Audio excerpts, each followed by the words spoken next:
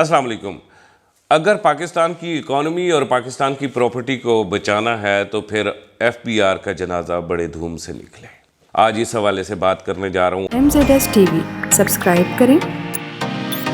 यहाँ आपको रोज़ाना की बुनियाद पर आपकी प्लॉट की ताज़ा तरीन अपडेट और प्रॉपर्टी मार्केट के उतार चढ़ाव की खबरें मिलेंगी। जी दोस्तों, जिस हिसाब से पिछले 3 सालों से बुरी खबर पर बुरी खबर दर बुरी खबर सुन रहे हैं, तो अब एक विश भी है, दुआ भी है कि एफबीआर का जनाजा बड़े धूम से निकले। ये वो इदारा है जिसने पाकिस्तान की इकॉनमी को खोखला कर दिया, लेकिन इसका एक एक इंस्पेक्टर खरबपति बन चुका। बदकिस्मती की बात यह है कि पाकिस्तान के अंदर से बिजनेसमैन खोखला होके फरार हो रहा है, लेकिन इस इदारे के लोग डेनमार्क के अलावा दुनिया भर के अमीर तरीन मुल्कों में ना सिर्फ प्रॉपर्टी खरीद रहे हैं बल्कि इनके बच्चे भी पढ़ रहे हैं। वो कौन होगा जो इन लोगों को आके पूछेगा? लेकिन फिल वक्त अगर आप सिर्फ प्रॉपर्टी के ऊपर टैक्सेस की बात करें तो 56% से ज़्यादा टैक्सेस दे रहे हैं।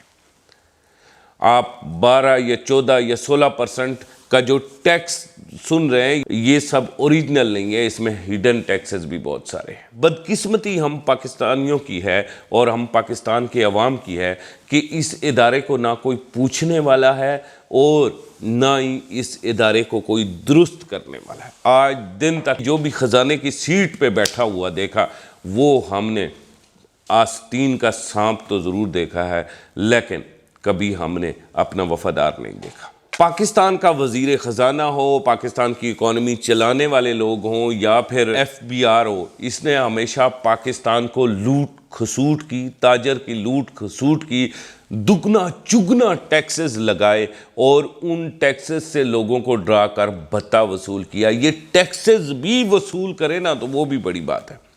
आप अंदाज़ा लगाएं कि 26 करोड़ अवाम और 60 लाख लोग सिर्फ टैक्स देते हैं और टैक्स से ज़्यादा लोगों से भत्ता लिया जाता है। 60 लाख लोग जो टैक्स देते हैं वो मुट्ठी भर है। तकरीबन 2 से 2.5 करोड़ लोगों से ये इदारा जो है वो भत्ता ले रहा है। पाकिस्तान प्रॉपर्टी की तबाही हो या पाकिस्तान की इकॉनमी की तबाही हो या पाकिस्तान के अंदर से जो मल्टी नेशनल कंपनीज फरार हो रही हैं या जो पाकिस्तान में फैक्ट्रीज बंद हो रही हैं, इनका सब का ज़िम्मेदार अगर आप एफबीआर को ठहराएंगे तो मेरे ख्याल में फिर भी कम होगा। एफबीआर ने ना सिर्फ पाकिस्तान की इकॉनमी को तबाह किया है बल्कि पाकिस्तान की रियासत को भी मखदूश किया है। बुरी तरह से पाकिस्तान के लोगों के साथ दुश्मनी पाली है इस इदारे ने। आप टैक्सेस का तरीक़ाकार देख लें, आप इनके टैक्सेस देख लें, इनकी एफबीआर की वैल्यू देख लें तो आप हैरान हो जाएंगे। और फिर इनका कलेक्ट करने का तरीका देखते हैं। चलो टैक्सेस तो हुकूमत लगाती है, वजारत ख़जाना लगाता है, पीछे से और लोग लगाते हैं। मुझे ये बात बताएं, इनके कलेक्ट करने का तरीका देखें कि ये टैक्स से बड़ा भत्ता वसूल कर लेते हैं और टैक्स उसी जगह पे रहता है। अब भी अगर एफबीआर पाकिस्तान के लोगों के लिए मसीहा बनना चाहता है तो सिर्फ और सिर्फ एक हल है, इस तरह से मसीहा बन सकता है कि ये डायरेक्ट टैक्सेस की जो शरह है इन्हें ज़ीरो करके हर बंदे की इकॉनमी पे टैक्स लगाया जाए और डायरेक्ट सेल टैक्स वगैरह इन टैक्सेस को ख़त्म किया जाए। अब पाकिस्तान प्रॉपर्टी का ये हाल है कि कोई बंदा रजिस्ट्री कराने के काबिल ही नहीं रहा। इतने टैक्सेस यहाँ पे हैं कि आप 25 लाख रुपए का प्लॉट ख़रीदते हैं, आपने 7.5 लाख रुपए रजिस्ट्री को देना है? नहीं देना। हुकूमत ये चाहती है कि इकॉनमी चल जाए, तो कैसे इकॉनमी चलेगी? जब आप घर खरीदेंगे 2.5 करोड़ रुपए का, 25 लाख रुपए की रजिस्ट्री कराएंगे, इकॉनमी चलेगी? जब आप 25 लाख रुपए का प्लॉट खरीदेंगे, 7.5 लाख रुपए की रजिस्ट्री करेंगे, इकॉनमी चलेगी? नहीं चलेगी। इतने हिडन टैक्सेस नहीं चलेगी। आप अगर कौम को इस तरह से निचोड़ेंगे, आप अगर लोगों को इस तरह से निचोड़ेंगे तो पाकिस्तानी इसी तरह पाकिस्तान से बाहर जाएंगे। हुकूमत से हाथ जोड़ के एक रिक्वेस्ट है कि पाकिस्तानी पाकिस्तान से जा रहे हैं अपना एहसासा लेके। ये पाकिस्तान के बाद ये नहीं है कि सिर्फ पाकिस्तान से लोग जा रहे हैं, आप सुन रहे हैं कि इंग्लैंड से भी लोग छोड़ रहे हैं और इंग्लैंड के तकरीबन 999 यानी कि 999 अरबपति लोग इंग्लैंड छोड़ चुके हैं। किस लिए? कि वो दुबई आके बैठ गए कि वहाँ पे टैक्सेस ज़्यादा इम्पोज की जा रहे हैं, और इससे भी ज़्यादा लोग पाकिस्तान छोड़ के पाकिस्तान से बाहर जाके फैक्ट्रियाँ लगा चुके हैं और बिज़नेस स्टार्ट कर चुके हैं। कुछ लोग चाइना जा रहे हैं बड़ी तेज़ी से, कोई मिस्र जा रहे हैं, कोई कहाँ जा रहे हैं।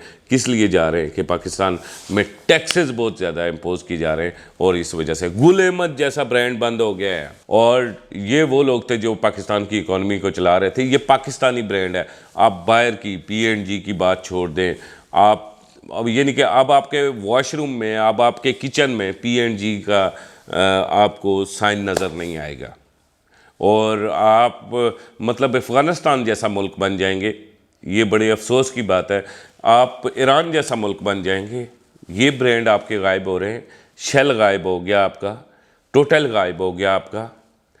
वो कौन लोग थे जो सामने खड़े हुए के होके नारे मारते थे कि या रसूल अल्लाह, लब्बाइक या रसूल अल्लाह, और शेल और टोटल को आग लगाया करते थे, KFC को बंद करवाया करते थे, मैकडोनल्ड को बंद करवाया करते थे।